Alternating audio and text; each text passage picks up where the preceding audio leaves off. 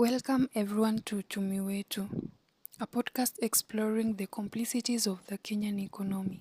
Today, we are diving deep into a topic that sparks both debate and daily transaction: effects of second-hand clothing in the Kenyan industry.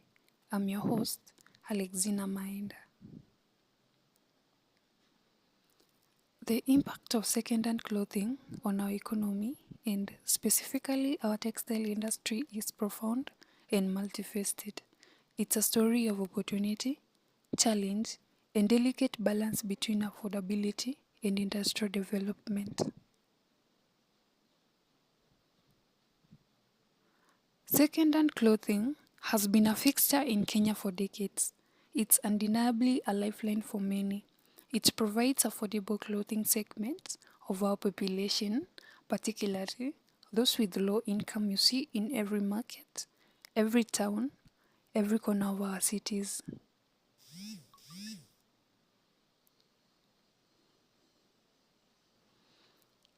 But let's be honest, the story isn't just about affordability. It's a complex narrative with significant economic implications for our local textile industry.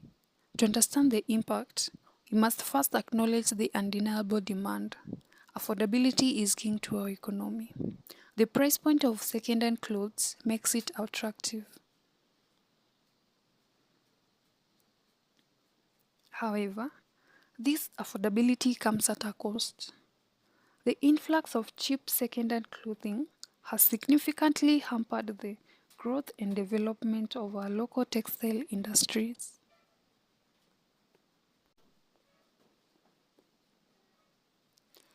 Local manufacturers struggle to compete with the low prices offered by second-hand clothing traders. This competition has led to closure of numerous factories, resulting in job losses and decline in local production.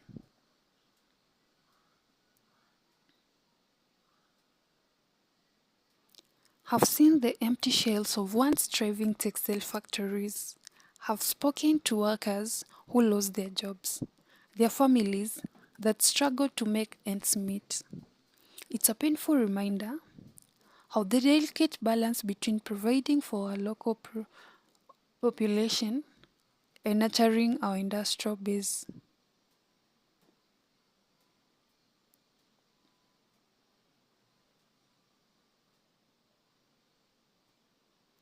Some argue that second-hand clothing provides entrepreneurial opportunities, creating jobs for traders and vendors, and that's true to an extent. But these are often informal, low-wage jobs lacking the stability and benefits of a formal employment in a robust manufacturing sector.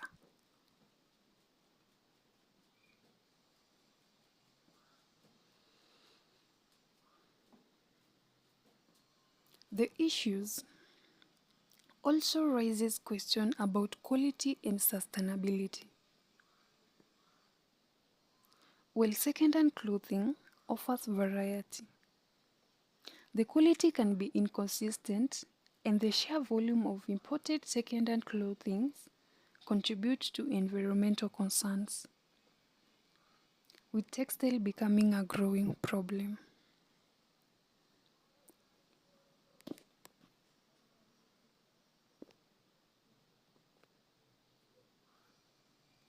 So, what's the solution? Well, it's not a simple one. Banning second-hand clothes outright could have a devastating consequences for millions of Kenyans who rely on it. But we can't ignore the damage it inflicts on our local industries.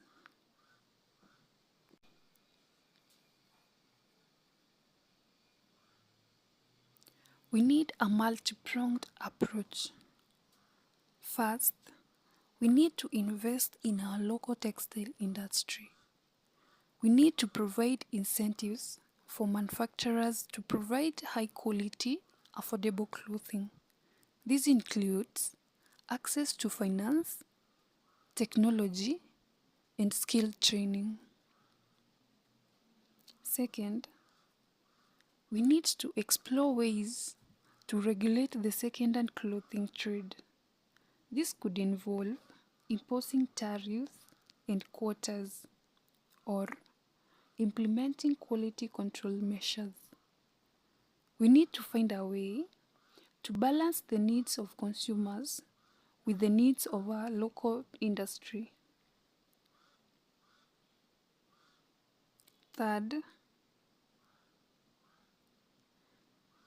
we need to promote a culture of buying Kenyan. We need to educate consumers about the benefits of supporting local businesses. We need to create a sense of our national pride in our locally produced goods.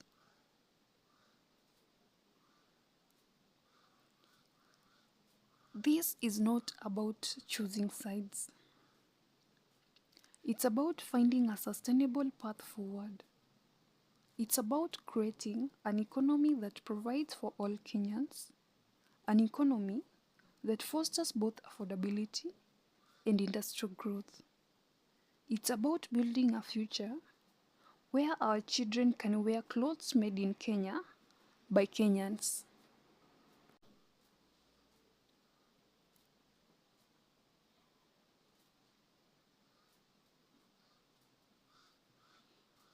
The second-hand clothing debate is a microcosm of a larger challenge facing our economy.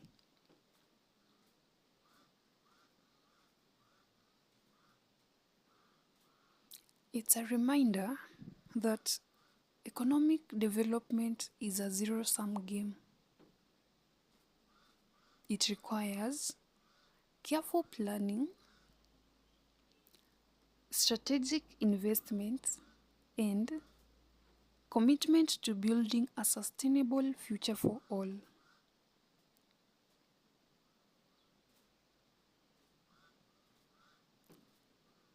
So, what are your thoughts on this complex issue?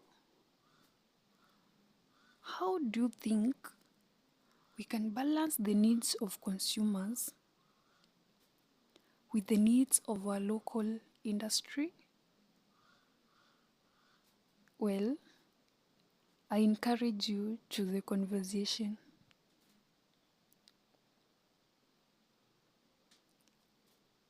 Thank you so much for joining me on Uchumi Wetu.